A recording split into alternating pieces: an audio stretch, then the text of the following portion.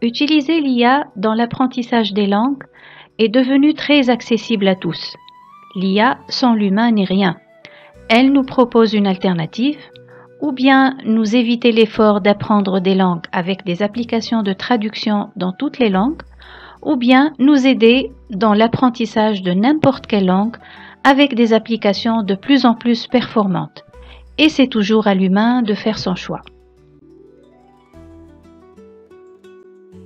L'IA révolutionne tous les domaines.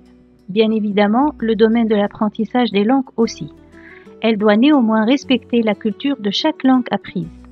Dans cette présentation, nous explorons comment l'IA intègre les dimensions culturelles et les défis éthiques que cela représente. Dans l'exemple de la langue arabe, une IA qui se contenterait de traduire le mot « Inch'Allah » par « peut-être » fait perdre l'importance culturelle de cette phrase dans son contexte. Quelle importance a la culture dans l'apprentissage des langues? La langue ne se limite pas à des mots qui formulent des phrases. C'est une expression de la culture, des valeurs et des traditions du pays de cette langue. L'IA doit donc enseigner la langue tout en préservant et en respectant ses aspects culturels. Apprendre une langue, c'est ouvrir les portes de sa culture.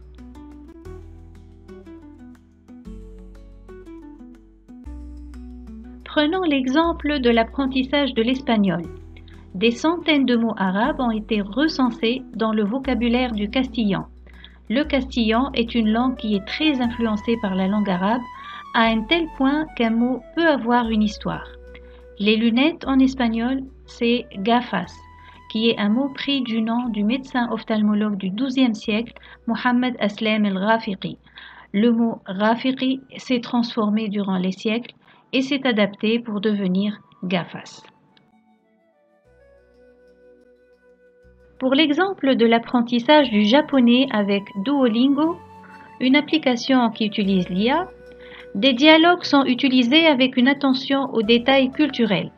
L'application enseigne le japonais en incluant des concepts très importants dans la culture japonaise, le kikubari et l'attention aux détails, et l'omotenashi qui est l'hospitalité. Un exemple du kikubari, dans un contexte de dîner, la personne doit s'assurer que le groupe avec qui elle dîne est bien servi avant de commencer à manger.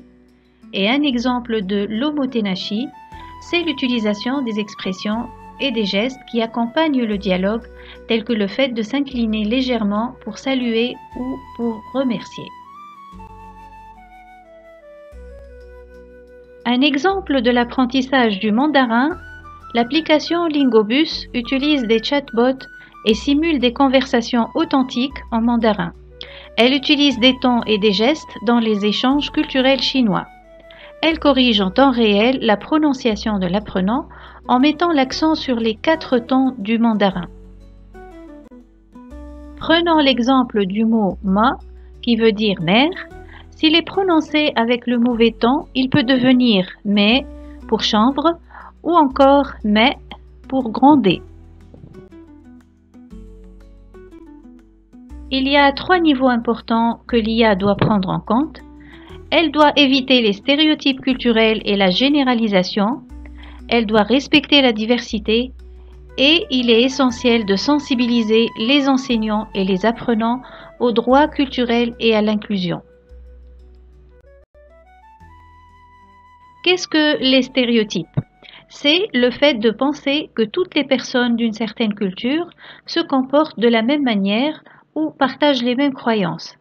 Eh bien, si une IA enseigne par exemple le japonais uniquement à travers l'image des geishas, du sumo ou des temples, elle négligerait certainement d'autres aspects contemporains et variés de la culture japonaise.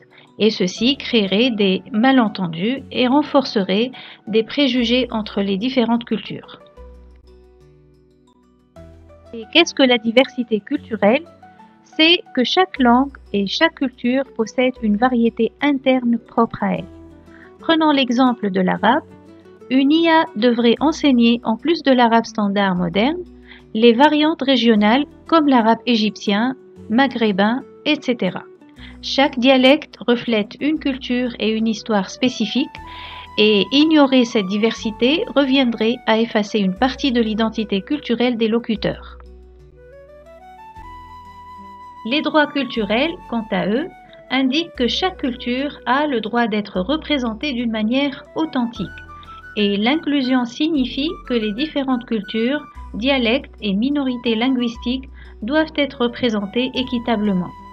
Avec l'exemple de l'espagnol, l'IA devrait inclure des aspects de la culture latino-américaine en plus de ceux de l'Espagne, puisqu'un grand nombre de pays latino-américains parlent le castillan. Voici maintenant l'exemple de l'application Mondly AI, qui enseigne l'arabe en tenant compte des différentes variantes dialectales, l'égyptien, le maghrébin et l'arabe standard, pour une approche plus fidèle à la réalité linguistique. Et c'est très important d'en tenir compte, car pour le mot « je veux de l'eau » par exemple, en arabe standard c'est « uridu ma », alors qu'en dialecte égyptien c'est « aïz maya ». Donc les deux phrases sont très différentes l'une de l'autre. C'est vrai que l'IA permet de personnaliser l'apprentissage, mais elle doit éviter d'uniformiser les cultures et les expériences linguistiques. Alors, la question qui se pose est comment trouver un équilibre entre personnalisation et authenticité culturelle? Qu'en est-il de la relation entre l'enseignant et ses apprenants? Il est vrai que les outils IA changent la relation enseignant-apprenant et ainsi l'interaction humaine et la transmission de la culture risquent d'être affectées si l'IA prend trop de place. La même question se pose ici, comment maintenir un juste équilibre? Les bonnes pratiques qui sont en développement à présent, c'est des outils simulateurs de dialogue réel et des chatbots culturels qui respectent et qui valorisent les aspects culturels dans l'apprentissage des langues. C'est ce qu'on appelle la réalité virtuelle, une branche de l'IA. L'application Mondly AI fait partie des premières applications à débuter avec cette technologie. Si nous utilisons la réalité virtuelle pour apprendre l'espagnol, l'apprenant peut être instantanément transporté virtuellement dans un marché à Barcelone. Il va se trouver dans un contexte où il doit interagir avec des vendeurs locaux pour acheter des produits. L'environnement virtuel inclut des sons réalistes tels que des bruits de foule, des conversations en arrière-plan, etc. pour simuler d'une manière la plus réaliste possible ce qu'on appelle une expérience immersive. L'apport de la réalité virtuelle est à 3 niveaux. Le premier apport est une immersion totale avec des interactions dans des environnements vivants et culturellement pertinents. Le deuxième apport est le fait de favoriser une pratique sans risque dans un environnement sécurisé, sans crainte de faire des erreurs embarrassantes. Et le troisième, c'est le fait d'inclure une composante culturelle en apprenant les gestes et les comportements propres à la culture. Comme synthèse, il faudra aller vers un apprentissage inclusif et culturellement respectueux. L'IA offre de nombreuses opportunités pour l'apprentissage des langues. Elle doit intégrer une approche culturelle et éthique. Enseignants, concepteurs et apprenants doivent collaborer pour garantir une expérience authentique et enrichissante. Je termine avec 2 citations. Apprendre une langue, c'est s'ouvrir à une nouvelle culture. Intégrer la technologie, c'est rendre cette découverte accessible à tous. La technologie peut briser les barrières linguistiques, mais c'est en respectant la diversité culturelle que nous construisons des ponts authentiques entre les peuples. En remerciant ChatGPT qui m'a aidé à formuler ces 2 citations.